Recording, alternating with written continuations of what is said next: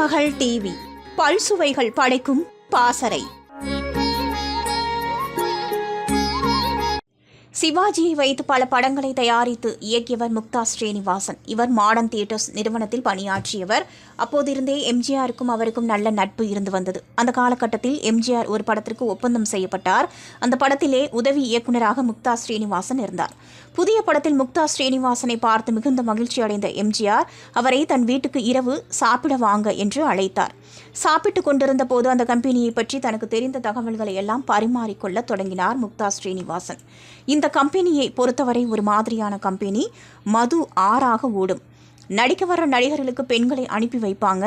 இந்த கம்பெனிக்கு நீங்கள் நடிக்க வந்திருக்கீங்க, நீங்கள் எப்படிப்பட்டவர்னு எனக்கு தெரியும், இதிலிருந்து எப்படி தப்பிக்க போறீங்கன்னு எம்ஜிஆரை பார்த்து கேட்கிறார். அதற்கு எம்ஜிஆர், என்னை பற்றி உங்களுக்கு தெரியாதா, நான் இது போன்ற சபலங்களுக்கெல்லாம் ஆளாக மாட்டேன்னு சொல்கிறார். அதற்கு மனித மனம் இது போன்ற சஞ்சலத்துக்கு ஆளாவது சகஜம்தானே என்றார் முக்தா ஸ்ரீனிவாசன். சரி, நமக்குள் 100 ரூபாய் பந்தயம். இந்த படம் முடிகிற வரைக்கும் இங்கே தான் நாம் ஒன்றா பணியாற்ற போகிறோம். படம் முடிஞ்சதுக்கு அப்புறம் நாம் பேசுவோம் என்றார் எம்ஜிஆர்.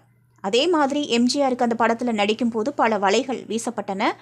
ஆனால் எதிலையும் அவர் சிக்கவில்லை. படம் ஒரு வழியாக முடிந்தது. சென்சாருக்கு அந்த படம் போனது.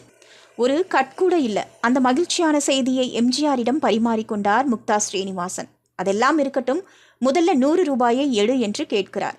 ஏன் மறந்து போச்சா? என்ன சொன்ன?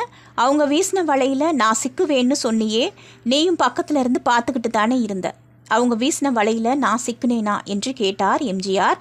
அப்போது முக்தா ஸ்ரீனிவாசனிடம் பதிலே இல்லையாம். ஒருமுறை பத்திரிகை பேட்டியில் முக்தா ஸ்ரீனிவாசன் இப்படி கூறினாராம். அந்த கம்பெனியை பொறுத்தவரை எம்ஜிஆருக்கு அவர்கள் வைத்த பொறியிலே 10ல் 1 பங்குலேயே பல நடிகைகள் விழுந்திருக்காங்க. ஆனால் எம்ஜிஆர் அதில் இருந்து தப்பிச்சாருன்னா மனம்தான் காரணம்னு தெரிவித்தாராம்.